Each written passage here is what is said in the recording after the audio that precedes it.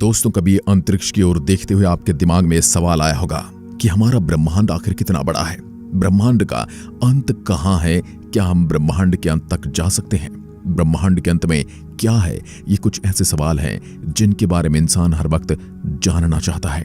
हालांकि ब्रह्मांड के अंत को देखना या वहां जाना असंभव है, भले ही हम इंसान कितनी भी टेक्नोलॉजी में आगे बढ़ जाएं। आखिर क्यों हम ब्रह्मांड के अंतिम किनारे तक नहीं पहुंच सकते? आइए इस वीडियो में इन सभी सवालों के जवाब जानने की कोशिश करते हैं।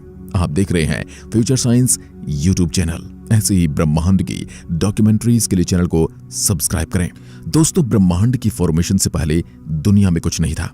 इस शुरुआती दुनिया में कोई समय नहीं था, कोई स्थान नहीं था, कोई बात नहीं थी। बेशक कोई आकाश गंगा नहीं थी, कोई तारे नहीं थे, लेकिन एक बहुत ही छोटे बिंदु में एक बहुत बड़ा धमाका होता है, जिसे आज हम बिग बैंग एक्सप्लोजन के नाम से जानते हैं। और इस बिंदु से शुरू होता है ब्रह्मांड और ब्रह्मांड का जन्म।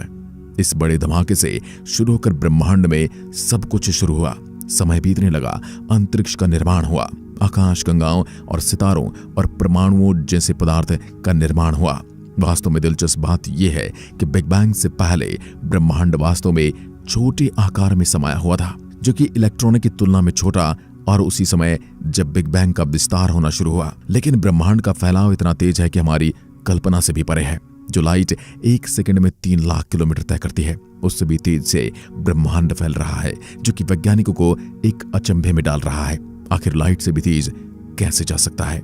आइंस्टीन की थ्योरी ऑफ रिलेटिविटी कहती है कि लाइट से तेज इस दुनिया में कुछ नहीं है, तो ब्रह्मांड प्रकाश की तुलना में तेजी से कैसे फैल सकता है? क्या आइंस्टीन की थ्योरी ऑफ रिलेटिविटी गलत है या बिग बैंग का सिद्धांत अजीब है?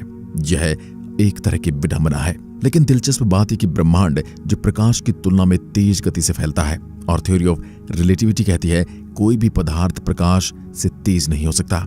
ये दोनों ही अपनी जगह सही हैं, क्योंकि एक फैलते ब्रह्मांड के मामले में यह कोई विशेष पदार्थ नहीं है जो गति करता है, ये अंतरिक्ष ही है। यदि अंतरिक्ष खुद प्रकाश से अधिक तेजी से फैलता है तो यह थ्योरी ऑफ रिलेटिविटी के खिलाफ नहीं जाता है।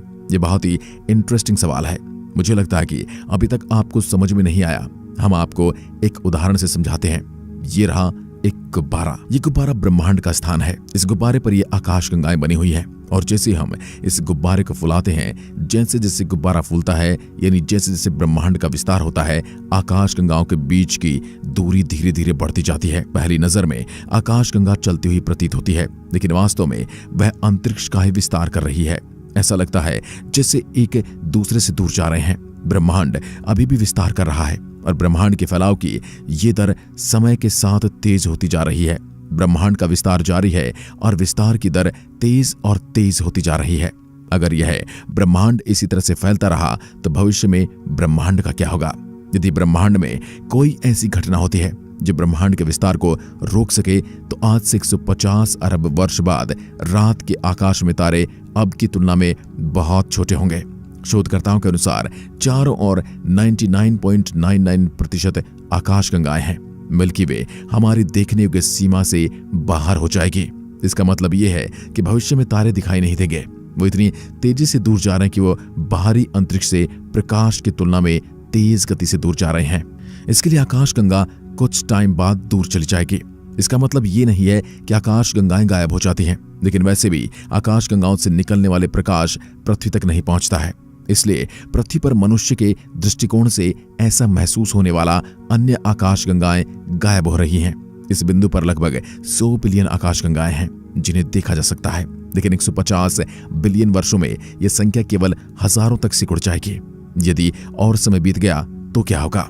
केवल 36 आकाश गंगाओं का ही हम निरीक्षण कर पाएंगे। इन 36 आकाश गंगाओं को छोड़कर सभी अन्य आकाश गंगाएं और तारे पूरी तरह से गायब होते प्रतीत होंगे। लंबे समय के बाद चमकते सितारों और आकाश गंगाओं से भरा रात का आकाश अंधेरे की गिरफ्त में आ जाएगा। यदि इस समय पृथ्वी पर खगोलविद होते और सैकड़ों अरबों साल बाद वे शायद सोचते कि ब्रह्मांड का विस्तार नहीं होता है, क्योंकि पहले की तरह आकाश गंगाओं का झुंड नहीं रहेगा। वह सब एक दूसरे से काफी दूर जा चुकी होंगे। हमें लगेगा कि हमारे ब्रह्मांड में 36 आकाश गंगाएं हैं और ब्रह्मांड स्थिर है। उस समय लगेगा कि 36 आकाश गंगाएं गायब क्यों नहीं हो जाती, मगर उस समय इन गैलेक्सियों के बीच ग्रेविटी इतनी स्ट्रांग होगी कि ये फैल नहीं पाएंगी। और सब कुछ स्थिर हो जाएगा। बिग बैंग द्वारा निर्मित ब्रह्मांड प्रकाश की तुलना में बहुत तेज गति से विस्तार कर रहा है। यह विस्तार दर तेजी से और तेज हो रही है और आकाशगंगा जितनी दूर है, आकाशगंगाओं के बीच की दूरी उतनी ही तेज है। अब इस हिसाब से हम अंतरिक्ष यान में अंतरिक्ष के अंत तक उड़ान भरें जो प्रकाश की गति का 99.99% उड़ सकता है, लेकिन फिर भी हम ब्रह्मांड के अंत तक कभी नहीं पहुंच सकते। ऐसा इसलिए है क्योंकि प्रकाश की गति से उड़ने वाले अंतरिक्ष यान की तुलना में अंतरिक्ष तेजी से फैलता है। अब इस चीज को हम नकार भी नहीं सकते क्योंकि एक भौतिक नियम है जो प्राकृतिक नियम में काम करता है। इसलिए हम ब्रह्मांड के अंत से आने वाले प्रकाश को नहीं देख सकते और इसके विपरीत भले ही हम प्रकाश की गति से चलें, हम प्रकाश के अंत तक नहीं पहुंच सकते। अंतरिक्ष प्रकाश की तुलना में तेज गति से फैलता है। वैज्ञानिकों ने ऑब्जर्वेबल यूनिवर्स का एक गोला बनाया है और इस गोले के अंदर इस ब्रह्मांड को चिन्हित किया है जिसे आज हम देख सकते हैं। अब आप सोच रहे होंगे कि वैज्ञानिकों ने ये क्या किया और कैसे। इसके लिए वैज्ञानिकों ने WMAP उपग्रह का उपयोग किया।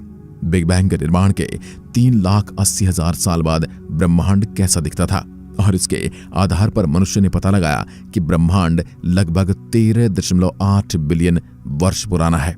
हम अपनी जगह यानी कि पृथ्वी पर बैठे बैठे जितने भी ब्रह्मांड को देख पाते हैं, हमने उसे ऑब्जर्वेबल यूनिवर्स का नाम दिया है, जो कि 40 अरब प्रकाश वर्ष जितना बड़ा है। इतनी दूरी के बाद ब्रह्मांड में आगे जो कुछ भी है वह हमसे छिपा है, क्योंकि ब्रह्मांड प्रकाश की रफ्तार से भी कई गुना ज्यादा तेजी से फैल रहा है और चीजें एक दूसरे से बहुत दूर जा रही हैं और हम भविष्य में भी इस रेडियस के पार कभी भी कुछ भी नहीं देख पाएंगे।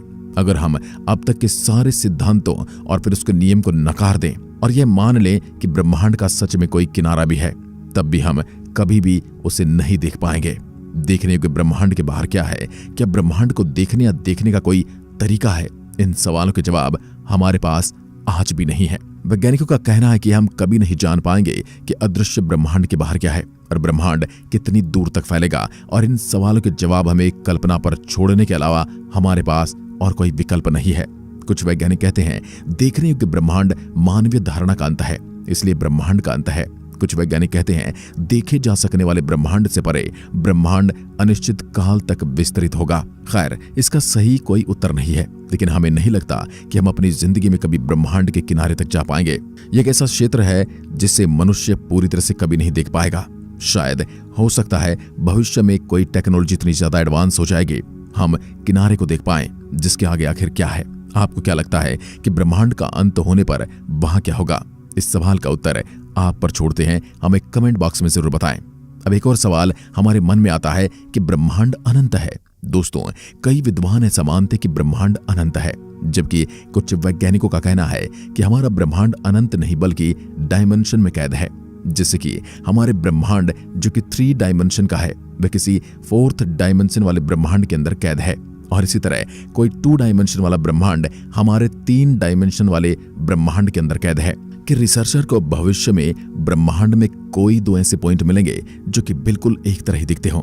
अगर ऐसा हुआ तो यह साबित हो जाएगा कि हमारा ब्रह्मांड बिल्कुल पृथ्वी की तरह ही गोल है, और अगर हम आइंस्टीन और बाकी वैज्ञानिकों के सिद्धांत माने तो हम कभी भी हायर डायमेंशन या फिर कम डायमेंशन वाले ब्रह्मांड में नहीं जा सकते।